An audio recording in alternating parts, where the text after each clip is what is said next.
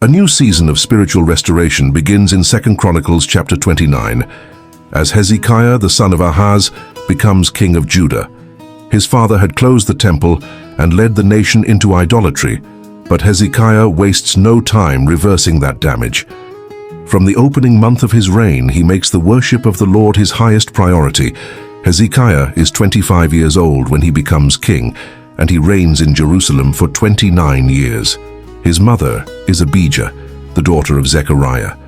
Unlike his father, Hezekiah does what is right in the sight of the Lord, following the faithful example of King David. In the first month of the first year of his reign, Hezekiah opens the doors of the temple and repairs them.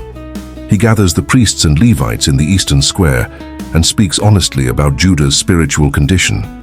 He tells them that their ancestors had been unfaithful, turned away from the Lord, abandoned his dwelling place and closed the temple doors. The lamps had been extinguished, incense was no longer offered, and burnt offerings had ceased. Because of this rebellion, God's anger had fallen upon Judah and Jerusalem, bringing defeat, fear, and captivity. Hezekiah declares his intention to make a covenant with the Lord so that his anger may turn away. He urges the Levites not to neglect their calling, because God has chosen them to serve before him and offer worship. The Levites respond immediately.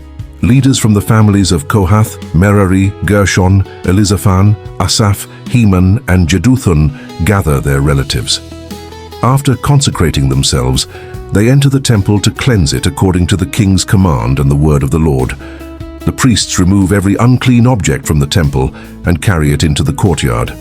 The Levites then take the defiled items to the Kidron Valley. The work begins on the first day of the month, and after 16 days the temple, its altar, and all its sacred articles are fully cleansed and restored. They report to Hezekiah that everything King Ahaz had removed or defiled has now been repaired and placed before the altar of the Lord. Early the next morning, Hezekiah gathers the city officials and goes to the temple. He brings bulls, rams, lambs, and male goats as sin offerings for the kingdom, the sanctuary, and Judah. The priests sprinkle the blood upon the altar, making atonement for all Israel, because the king intends the sacrifice to cover the entire nation. Hezekiah then restores music to temple worship. The Levites stand with cymbals, harps, and lyres, according to the instructions given by David, Gad the king's seer, and the prophet Nathan. The priests stand nearby with trumpets.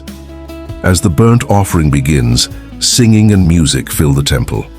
The entire assembly bows in worship, while the singers praise the Lord and the trumpeters continue playing.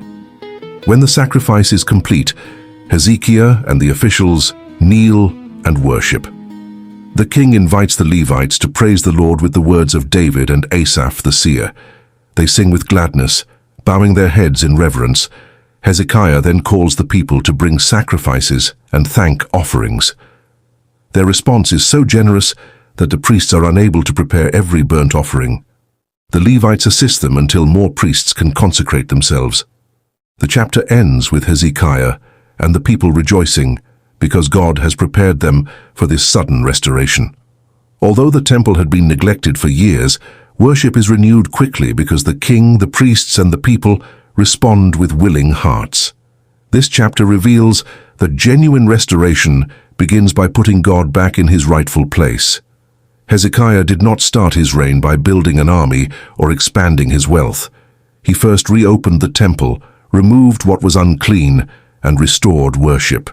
When our spiritual lives have been neglected, renewal begins with honest repentance, willing obedience, and a return to God's presence.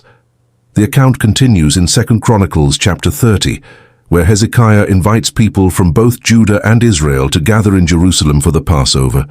Many respond with joy while others reject the invitation, revealing the different ways people react when called back to God.